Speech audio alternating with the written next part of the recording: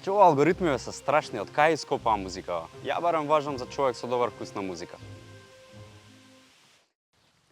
Добро, ти не се согласуваш со мене, ама колку толку не слушам лоша музика. Знам, за вкусови не се дискутира, ама за алгоритми се дискутира. Дојди сега со мене да ги прашаме нашите сограѓани, па да видиме што они мислат за алгоритмите и дали им го погодува вкусот. Каде и на што најчесто слушате музика, во смисла на радио, дома на телефон, на компјутер, на грамофон или на фестивал? Како секој со времено време на стриминг платформи користам лично YouTube Music, не поддржувам Spotify. Чатпат исто собирам и касети, што најчесто ги зимам од бувљак за по 10 денари. Али тоа прилично добра колекција ми изградена од добри албуми низ годиниве. Винил прескапо никогаш не почнав да собирам, али тоа е следно за во план. Па најчесто слушам музика во кола, во теретана кога вежбам, на Apple, Spotify, нешто така. Најчесто дома на телевизор. Цел ден прати YouTube и Spotify, Alexa, цел ден са паѓа до вечер. И в кола радио нормално. Да. Инаку ова е Тамара Стојковска, Пеј. Тамара пее. Да. Чим Тамара И пее? ја слушам, да, и неа ја слушам често. Дома. Добро. Во живо.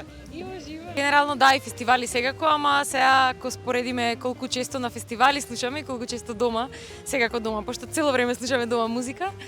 Ама гледаме максимално да одиме и на фестивали и на концерти, пошто е друга магија. Колку алгоритмите на Spotify, YouTube и TikTok влијаат врз музичкиот вкус? Искрено доста влијаат, пошто еве сега сум на The-Fest и еден од бендовите што е сега моментално Idols ги дознав од алгоритам случајно.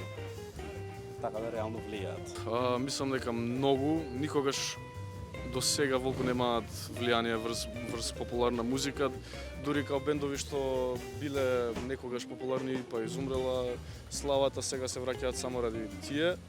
Што е и добро и лошо, има многу позери што само на време, од време на време дуре тренди као ги слушаат, не знам, Alice in Chains да кажам. Ама па исто така и знаеш, се шири музиката низ луѓето, нови луѓе ги дознаваат, така да не е лошо. Па на мојот конкретно не премногу искрено, не знам, не потпаѓам баш на viral TikTok sounds. Spotify можеби, тогаш нели можам да открием некој нов артист на Spotify, многу често се некако рекомендет до нешто слично што слушам, ама не дека генерално премногу онака потпаѓам на тоа. Така да евентуално алгоритмот на Spotify може да има влијание, TikTok и не баш. Колку често ви се случува нешто да кажете на глас или само еднаш да пребарате на интернет и после тоа да бидете преплавени со поврзани информации за таа тема? Многу често, онака дури непријатно е тоа што се случува. Толку да онака се осеќам кога да сум слушан цело време од кога да ме шпионира некој, да, непријатно. Многу често, дури да не побарам само уз муабет нешто да спомнам со некој, алгоритмот веќе као кој што и дае на телефонот ќе го слушне тоа и после ми искача за тоа. Дури знам као факт дека се случувало во минатото некај мене лично, ама имам слушнато дека алгоритмот знае за некој дека е пример труден пред самиот човек да знае. Онака ти дава реклами. Дури само да го помислиш, без да го кажеш гласно, ќе ти излези, да.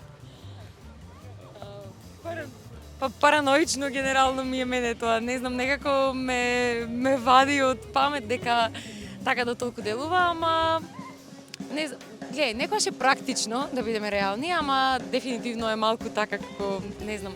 Дефинитивно алгоритмите во дигиталниот свет не се само невидливи асистенти, туку тие се и уредници на нашата секојдневна реалност.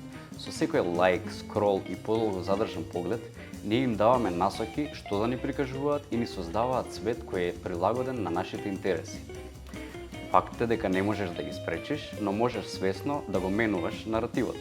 Односно, можеш да почнеш со слушање на различни жанрови на музика, отварај содржини што не се во твојот вообичаен стил и не кликај секогаш на првото што ти се нуди. Користи рачно пребарување наместо автоматски препораки. Например, наместо да одиш на For You или Recommended, барај конкретни песни, изведувачи или плейлисти.